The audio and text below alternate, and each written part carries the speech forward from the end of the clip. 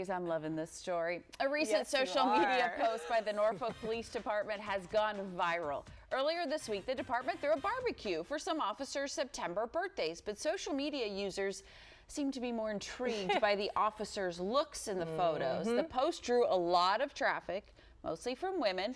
As of this morning, the post drew over 21,000 likes, 24,000 comments, and over 14,000 shares. They're like, why is Chris Evans doing in the Norfolk Police Department? I just want to take this photo and like zoom in. Can we zoom in a little bit on their like gorgeous heads? Even at that angle, they do look pretty handsome. I think there's something about a man in a uniform that elevates it. Yeah, it just makes him look like, you know, he's mature, you know, he's got his act together, and that is an attractive quality for women to a man. Now I know what your partner should dress like for Halloween. Just put him in a uniform.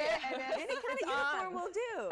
Well, you know, this specific police department in Norfolk, they have gone viral before with some of their TikTok videos and whatnot, but I implore you to go read the comments on the side of this Facebook post. It is hilarious. You were reading them in the office yesterday for it felt like hours. Just having fun, you know. Yeah, I'm sure they could go on and on. Fun things to see on social media. All right, now this one also has a lot of tongues wagging. The Boston Celtics have suspended head coach Ime Udoka for the entirety of the 2022-23 season after he reportedly had a consensual relationship with a female staff member in the organization. Now, this comes just 3 months after Udoka led the Celtics to the finals in his first year as head coach. Ladies, what do we think about this? Well, it's as I said, a consensual relationship, but it goes against the organization's policies. And I believe he's engaged or has been engaged for a few years. Actress Nia Long since 2015. So there's all of that. You know, the season hasn't even started for this year yet. And they did so well last year as his first time with the Celtics, brought them to the finals. So now you're going to be without him. It sounds like the head or the assistant coach will be stepping the up interim head coach for the year. Which baffles me. If he's done so well, and yes, he has a transgression, does this punishment really fit this crime? Also, why is it sort of, I just feel like it's maybe a little bit overboard.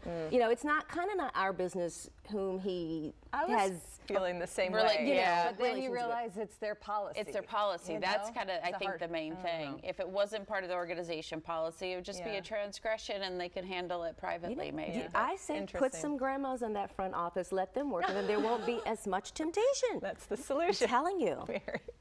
All right, meanwhile, Loughlin has landed her first movie role since being released from prison. This movie is titled Fall into Winter. It also marks her first starring role since 2018. It's going to be airing on the Great American Family Channel in January. Production for the movie will begin in October. This was breaking news in our office yesterday, too. We went on a deep dive yesterday. We're like, what's Great American Family and all this stuff? So correct me if I'm wrong, the CEO of the Hallmark Channel, remember they had a lot of those controversies and everything about same-sex couples and commercials on the air. Well, he had his controversial exit, and he went on to start Great American Family. Also took Candace Cameron Bure from Hallmark, also took Danica McKellar from Hallmark, and now Lori Loughlin, and he wants her to be the face of the channel. Wow. So it's basically a Hallmark again, but with their conservative views is what it sounds like. That's what it sounds like. This is interesting, but also even for him to give her an opportunity, since she did have that, it's somewhat of a sign that are we willing to forgive her and move on, since she is. I have been curious what would happen to her career after this, right? Would she want to even go back into the spotlight? And maybe something like this, that's a side channel. It's not a blockbuster movie, is okay for her. I'm totally fine with giving people second chances. She deserves a second chance, and so we'll see what comes of it. Mary, thank you. Always a pleasure. That was fun. Some of your takes today, I loved it, Mary.